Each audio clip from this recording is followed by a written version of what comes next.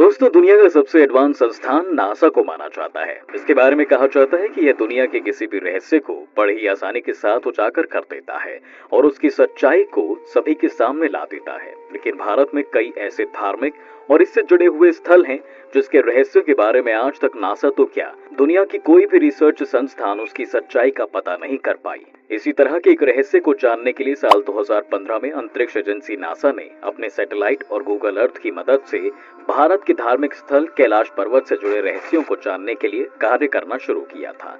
NASA के वैज्ञानिक ये जानना चाहते थे कि आखिर इस पर्वत पर ऐसा क्या है कि कोई भी पर्वतरोही इस पर्वत पर नहीं चढ़ पाता है, जबकि इसकी ऊंचाई हिमालय पर्वत की ऊंचाई से 2000 मीटर कम है। हिमालय पर्वत पर अभी तक 7000 से ज्यादा लोग चढ़कर वापस आ गए हैं, लेकिन कैलाश पर्वत एक ऐसा रहस्यमय पर्वत है जिस पर आज तक ना तो कोई हेलीकॉप्टर ले जाया जा सका है और ना ही यहाँ पर किसी प्रकार का कोई आधुनिक ड्रोन भेजा जा चुका है और ना ही कोई विमान इसके ऊपर से उड़ता है। तो आखिर ऐसा क्या है इस पर्वत में? दोस्तों, हिंदू धर्म शास्त्रों में वर्णित पौराणिक कथाओं के अनुसार कैलाश पर्वत भगवान शिव का निवास स्थान है और यह पर्वत अपने आप में कई कथाओं को समेटे हुए है। शिव पुराण, स्कंद पुराण, मत्स्य पुराण आदि ग्रंथों में कैलाश खंड नाम से अलग ही अध्याय का वर्णन मिलता है, जिसमें कैलाश पर्वत की महिमा के बारे में बताया गया है। कैलाश पर्वत के बारे में बताया गया है कि यह एक एक्सिस मुंडी है, अर्थात दुनिया की नाभि या आकाशीय ध्रुव और भौगोलिक ध्रुव का केंद्र बिंदु। यह आकाश और पृथ्वी के बीच संबंध का एक बिंदु है जहां 10 दिशाएं मिल जाती हैं। रशिया के वैज्ञानिकों के अनुसार एक्सिस मुंडी वह स्थान है जहां अलौकिक शक्तियों का प्रवाह होता है और आप उन शक्तियों के साथ संपर्क कर सकते हैं। धरती पर यह स्थान सबसे अधिक शक्तिशाली स्थान है। धार्मिक ग्रंथों में कैलाश पर्वत को भगवान शिव का निवास स्थान बताया जाता है और इस कारण से हर साल श्रद्धालु इस पवित्र स्थान पर भगवान शिव के दर्शन करने के लिए आते हैं। कुछ मान्यताएं तो ये तक कहती हैं कि भगवान शिव आज भी इस पर्वत पर अपने परिवार के साथ विराजमान हैं। इस पर्वत को स्वर्ग की सीढ़ी भी कहा जाता है।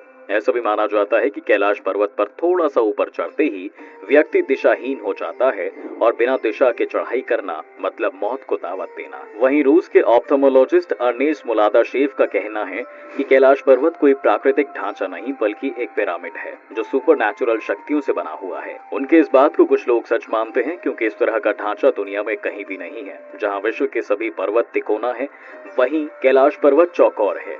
इस पर्वत के 4 मुख हैं जो 4 दिशाओं में फैले हुए हैं। पुराणों के मुताबिक यह पर्वत सृष्टि का केंद्र है। पुराणों में यह भी लिखा गया है कि इसका हर एक मुख सोने, रूबी, क्रिस्टल और लैपिस लाजुली जैसे अनमोल धातुओं से बना हुआ है। दोस्तों, साल 1926 में कैलाश पर्वत पर चढ़ाई करने की पहली दिलचस्पी तब शुरू हुई जब प्रसिद्ध पर्वतरोही ह्यू रटलेज ने पहाड़ के उत्तरी भाग का अध्ययन शुरू किया, लेकिन बर्फबारी ने उनकी इस उम्मीद को खत्म कर दिया था।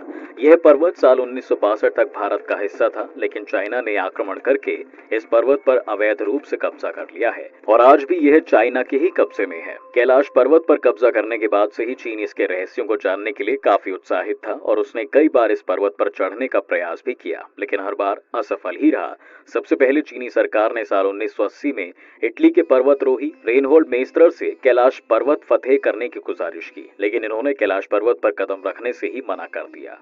इसके बाद साल 2001 में चीन ने स्पेन व रूस के वैज्ञानिकों के साथ मिलकर कैलाश पर्वत पर चढ़ने की कोशिश की। कर्नल विल्सन ने भी कैलाश पर्वत पर चढ़ने की कोशिश की थी। ये बताते हैं कि जैसे ही मुझे शिखर तक पहुंचने का थोड़ा बहुत रास्ता दिखा कि बर्फबारी शुरू हो जाती है और हर बार मुझे बेस कैंप लौटना पड़ता था। सन 2007 में रूसी पर्वतरोही सर्गे सिस्टिकोव ने अपनी टीम के साथ माउंट कैलाश पर चढ़ने की कोशिश की। सर्गे ने अपना खुद का अनुभव बताते हुए कहा कि कुछ दूर चढ़ने पर